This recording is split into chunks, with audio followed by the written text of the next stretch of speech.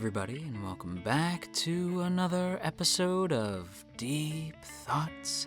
And today we are talking about Stand My Heroes, Piece of Truth, Piece 2. Before we begin, though, I would like to give a big thank you to @JNTheo21 and @TheLynWick for sharing last week's video over on Twitter. It is super appreciated, you two, and if you would like to have your name shouted out in next week's Stand My Heroes video, then be sure to share this video around on the internet, and then tag me @JoJo Talks Too Much over on Twitter, and I will be sure to shout your name out in next week's video. Alright, so this week's episode of Stand My Heroes, it basically is all about the group Revel, who we encountered in the first episode, but very briefly. They're the characters who our main crew were trying to protect, like the heroes of Stand were trying to protect the characters from Revel, and it's interesting, given that we don't really get a whole lot of time with who I had assumed we were going to have time with, that being Hiyama. He's the white-haired character from episode 1, the main leader, so to speak, of Revel, who is essentially this group of well-to-do business folk. They're essentially the top dogs in each of their respective industries. I believe one of them is like a toy maker, one of them is a fashion designer, one of them is like an IT guy.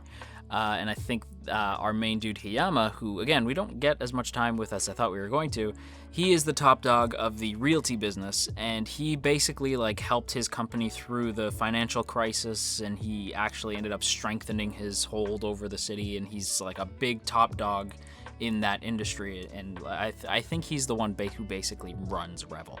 At least that's the impression that episode 1 and then this episode gave me. So again, it's surprising when we don't really follow him, but that said, I'm kind of glad that we didn't, because he kind of, I was sort of unimpressed with him. The character who did impress me, though, is Hattori, and no, not the Hattori from Fruits Basket, although I do miss my husbando, but I do have a new husbando, also named Hattori, because Hattori is the character who I think is the most interesting in this whole episode, and that might surprise those of you who sat through the whole thing, because the other big important character, and arguably the character who the show gave more focus to in this week's episode, is Maki, since Maki seems to be the linchpin of the Revel group. But that said, Maki, while I do appreciate his character and I was interested in where his character went, it was Hattori who had my main interest, because when we first meet Hattori, he seems like this sort of sweet dude. He's very very kind, very sweet, very nice to Rei. He helps her out, gives her a coat, I believe it was, just trying to take care of her, make sure that she's okay before she goes back to Stand, and invites her out for, I believe, a dinner date. It's like, oh, okay, he's trying to get with our girl Rei. That's kind of interesting. And he comes off as just this genuinely sweet dude, and yet I feel as though he's playing the game a little bit. I say that because it's revealed pretty early on in the episode that Revel is evil and they're working with the baddies. And in a phone call conversation between Hiyama and, I don't know, some guy who I'm assuming is the main crux of the show, the main baddie, because it's a very hush-hush conversation, so you're like, oh, okay, so Revel's part of the bad guys, and he doesn't want to join Stand because Stand would go against the people who he's working with, so it's like, oh, okay, so Revel are the bad guys, oh no. But Hattori continues to play this game, he keeps being really sweet with Rei. He's taking care of her, he's taking her out on dates, trying to make sure that she can see the other members of Revel and try to sway them over to Stand. So my thing is, I wonder if Hattori is playing the game. I wonder if he's trying to turn Revel from heel to face, if he's trying to turn his stable into face, he's trying to make the group go from working with the baddies to working alongside Stand and all the good guys trying to get drugs out of the city. So, and I say that because he purposely sets up a dinner date with Rei, but then surprises Rei by revealing that he's not even going to be at the dinner for two, and it's not even his dinner for two, it's Rei and Maki's dinner that he set up.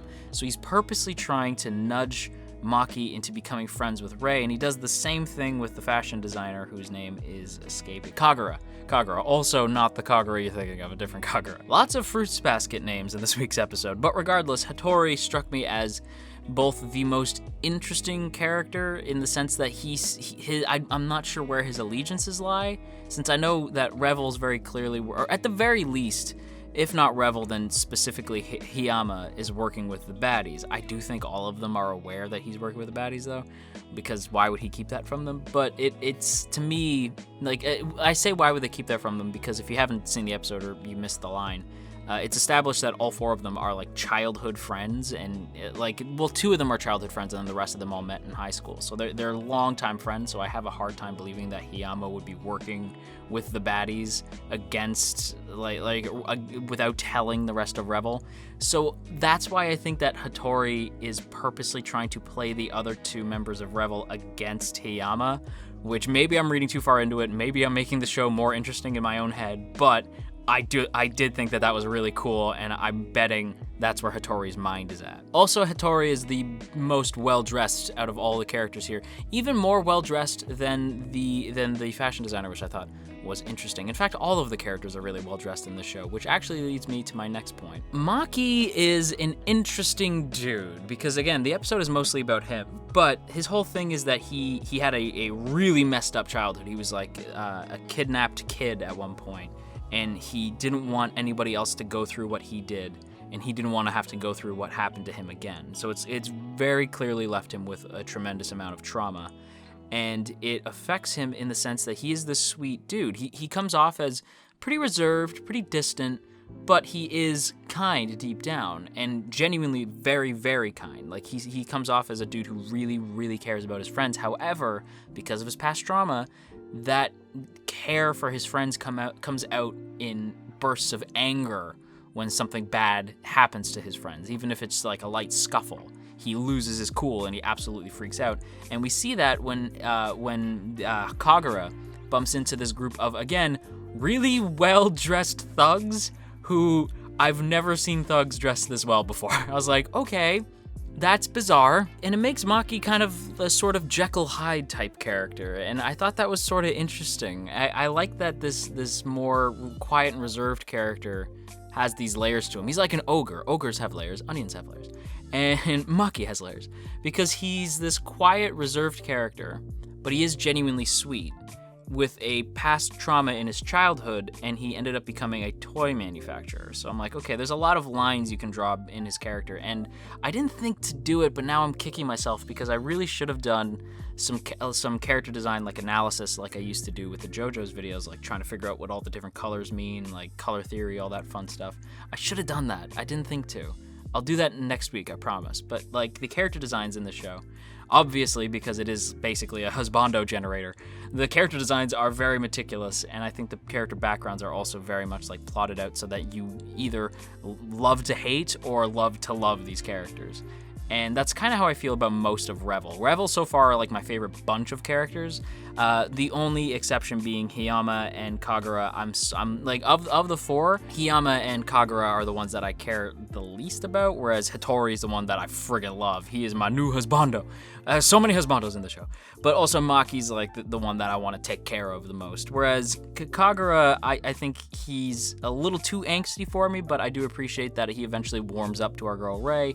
And Hiyama, I just don't know enough about him. I need to know a little bit more, but I like that he's able to play the game where he's like pretending like, oh yeah, maybe I'll join Stand, yeah, sure, but you know that he's like, I ain't joining nothing. Like, you and your organization need to get the hell up out of my business, because you're wrecking shop for me right now. My only complaint with the whole Maki thing is that I kind of was surprised that his fight was so still, in the sense that the animation was kind of flat. You don't even really get to see him fighting the thugs. It's more of a Dr. Stone type thing where you just see like quick shots of him like hitting the thugs, but you don't really see anything happening, and you cut away to other characters reacting to what's happening.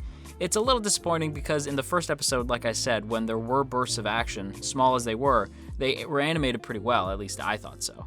So I was a little bit disappointed to see that Maki's fight is mostly off screen, but again, it's not really necessary. It's more about the character drama, and they do sell the emotion of that scene really well, because it's nerve-wracking. You're like, Maki, dude, relax. But it's, I don't know, I thought it was done pretty well. We also get the OP and the ED in this week's episode, and I think both are kind of just okay. The OP, I wonder if it maybe goes on too long and the song doesn't quite fit. It's a nice song, but it doesn't really fit the show or the visuals that it was showing off, at least for me. Whereas the ED, I think, is much better. It's simple, but it's fun, and the lyrics match nicely with the whole, I will always face the truth, like that thing. Because, again, that's like kind of the whole crux of the show, is facing truth and finding one's own sense of justice. Justice! I think the ED fits pretty well. With that said, though, everybody, I'm going to go ahead and take this week's episode, and I'm going to put it softly into the B tier. I think this is a solid B tier episode. I am continuing to enjoy this show. It is, I don't know, it's just very fun. On that note, everybody, that just about wraps everything up. But before we go, as always, I want to give a big shout out to the good folks over on Patreon, namely those in the Earl Grey tier. Calvin Atkinson, Crowbar of Irony, Dominic, Urza, Ginkotaku, No For Nothing, Maria Teresa, Mirth Mouser, Omner Garamond, Cell, Shadow Creative, Sipco Games, Somastan, Steven, Tristan, and Verdon. Thank you all so much for your continued support over on Patreon, and hey, if you too would like to join the T Squadron, then by all means go ahead and check out that first link in the description to check out our Patreon page, see all the cool rewards you can get for as little as $1 a month, and get access to our Patreon exclusive Discord. But on that note, everybody, that's going to be a video, so I hope you all enjoyed, and if you did, you've probably been on the internet long enough to know what to do already, so I ain't going to tell you, but I will say that it is appreciated. And if you are feeling stressed out today, then you go have yourself a warm cup of tea, and I will talk to you all again real soon.